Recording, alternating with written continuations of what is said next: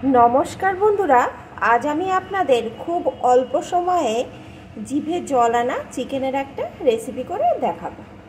তার জন্যে এখানে আমি 700 গ্রাম মতন চিকেন ভালো করে পরিষ্কার করে ধুয়ে নিয়েছি।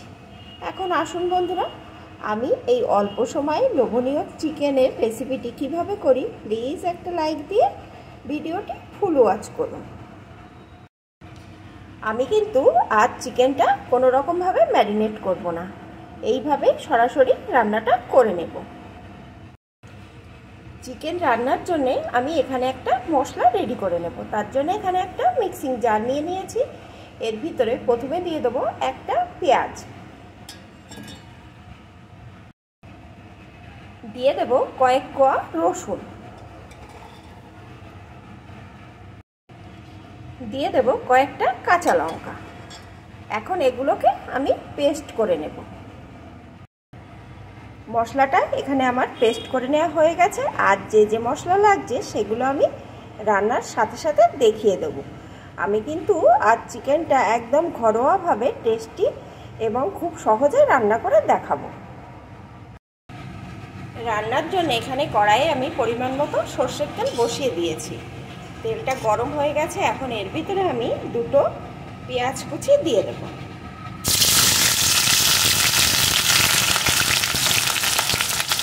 পেঁয়াজ কুচিটা একটু ভেজে নেব। পেঁয়াজ কুচিটা একটু ভেজে নিয়েছি, আমি কিন্তু খুব লাল করে এখানে ভাজিনি। এখন যে মশলাটা পেস্ট করে রেখেছিলাম ওই মশলাটা এর ভিতরে দিয়ে দেব।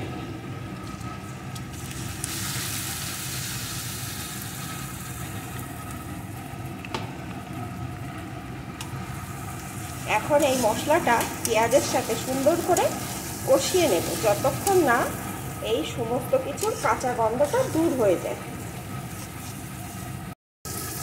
বেশ কিছুক্ষণ ধরে এটাকে কষিয়ে নিয়েছি, এখন কিন্তু এর কাঁচা গন্ধ আর নেই। এখন এর ভিতরে আমি দিয়ে দেব জিরে আদা বাটার পেস্ট,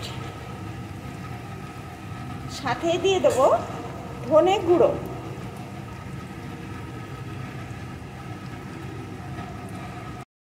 দিয়ে দেব লঙ্কা গুঁড়ো। ঝালের পরিমাণটা কিন্তু আপনারা আপনাদের স্বাদ অনুযায়ী দিয়ে নেবেন।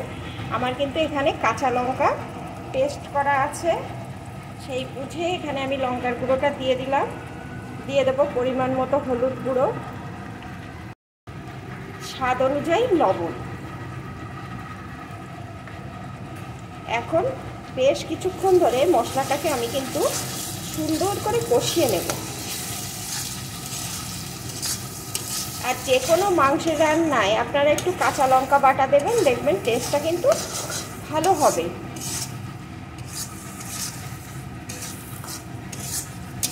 মিডিয়াম টু লো আছে এই মশলাটা সুন্দর করে আমি কষিয়ে নেব। মশলাটা এখানে সুন্দরভাবে কিন্তু আমি কষিয়ে নিয়েছি। এখন গ্যাসের জোরটাকে একদম লোতে করে দিয়ে এর ভিতরে আমি দিয়ে দেবো একটু ফ্যাটানো টক দই, সাথেই দিয়ে দেবো সামান্য একটু চিনি।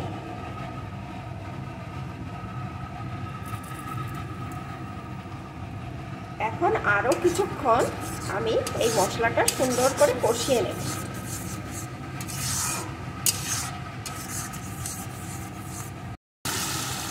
মিডিয়াম টু লো আছে বেশ কিছুক্ষণ ধরে আমি, দেখুন বন্ধুরা মশলাটা কত সুন্দরভাবে কষিয়ে নিয়েছি। এই মশলাটা যত ভালো কষানো হবে চিকেনের টেস্ট কিন্তু ততটাই ভালো আসবে।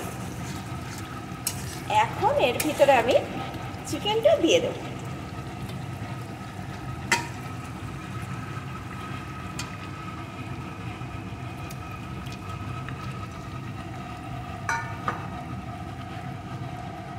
চিকেনটা এখন এই মশলার সাথে সুন্দরভাবে আমি কষিয়ে নেব।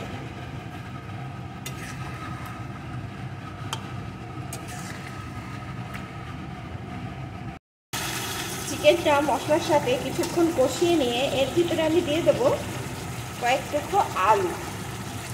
আপনারা যদি পছন্দ না করেন তবে আলুটা নাও দিতে পারেন। আমরা আলু খেতে পছন্দ করি, তাই আমি কয়েক টুকরো আলু এই চিকেনের ভিতরে দিয়ে দিলাম। আপনারা চাইলে আলুটা আগে একটু ভেজে নিয়েও দিতে পারেন, তবে কোনো রকম অসুবিধা নেই। এখন এই আলুটাও চিকেনের সাথে কষিয়ে নেব, তাহলে আলুটাও চিকেনের সাথে কষানো হয়ে যাবে আর ভাজার দরকার পড়বে না।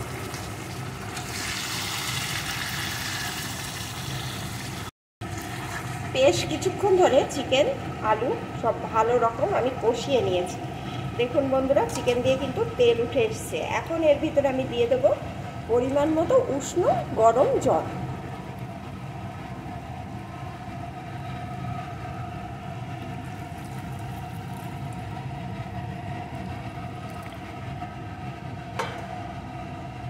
যে পরিমাণ গ্রেভি রাখবেন সেই পরিমাণে জলটা দিয়ে দেবেন।